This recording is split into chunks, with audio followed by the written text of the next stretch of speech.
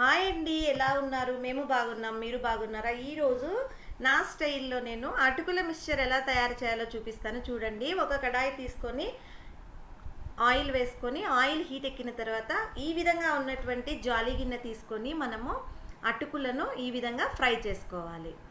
ఇది చాలా ఫాస్ట్గా అయిపోతుందండి.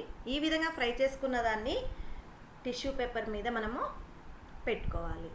ఇలాగే అన్ని కొద్ది కొద్దిగా తీసుకుంటూ మనము అన్నిటినీ తయారు చేసుకోవాలి. చూడండి, ఈ విధంగా నేను తయారు చేసుకున్నాను. చూడండి ఎంత బాగా వచ్చాయో. ఎక్సెస్ ఆఫ్ ఆయిల్ ఉంటే మనకు ఆ టిష్యూ పేపర్ తీసేసుకుంటుంది. అందువలన మనకు హెల్త్ కూడా చాలా మంచిది. తర్వాత వేరుశనగ పప్పు కూడా తీసుకొని అదే విధంగా నేను ఫ్రై చేసుకున్నాను. ఇది చాలా టేస్టీగా ఉంటుంది. పిల్లలు, పెద్దలు ఎవరైనా కూడా చాలా ఇష్టంగా తింటారు. ఈ విధంగా వేరుశనగ పప్పును కూడా ఇదే విధంగానే ఫ్రై చేసుకోవాలి. నా దగ్గర కొంచెము పెద్దటి జాలీది ఉండింది.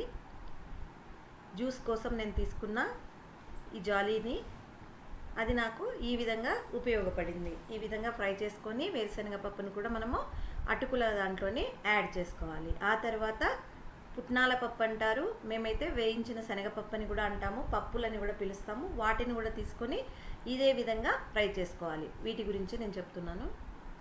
ఒక్కొక్క ప్రాంతంలో ఒక్కొక్కలాగా పిలుస్తారు. చట్నీ పప్పు అని కూడా అంటారు కొంతమంది. ఈ విధంగా ఫ్రై చేసేసుకొని ఆయిల్ నీట్గా ఇదయిన తర్వాత మనము అటుకుల మిక్స్చర్లోకి యాడ్ చేసుకోవాలి. ఆ తర్వాత కరివేపాకును కూడా మనము ఫ్రై చేసుకోవాలి. సేమ్ అదే విధంగానే కరివేపాకును కూడా ఫ్రై చేసుకోవాలి.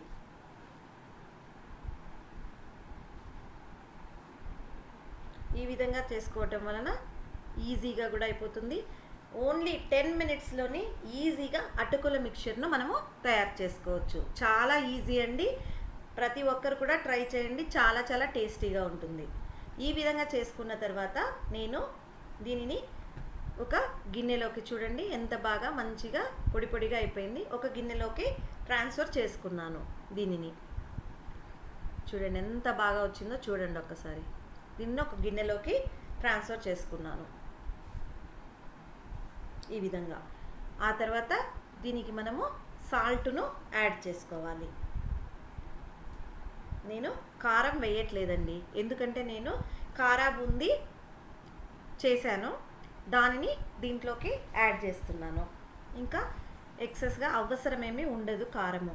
దీనిలోనికి నేను కారా బూందీని యాడ్ చేశాను. ఈ విధంగా బూందీ తయారు చేసుకున్నాను. దానిని దీంట్లోకి యాడ్ చేసుకొని మంచిగా దీనిని మిక్స్ చేసుకున్నాను. ఇలా చేయితో కాకుండా 2 చేతులు గిన్నెను పట్టుకొని ఈ విధంగా చేసుకోవచ్చు. ఈ విధంగా తయారవుతుంది. ఇది చాలా టేస్టీగా ఉంటుంది. ప్రతి ఒక్కరూ ట్రై చేయండి. 10 మినిట్స్లో అయిపోతుంది. బాయ్ అండి.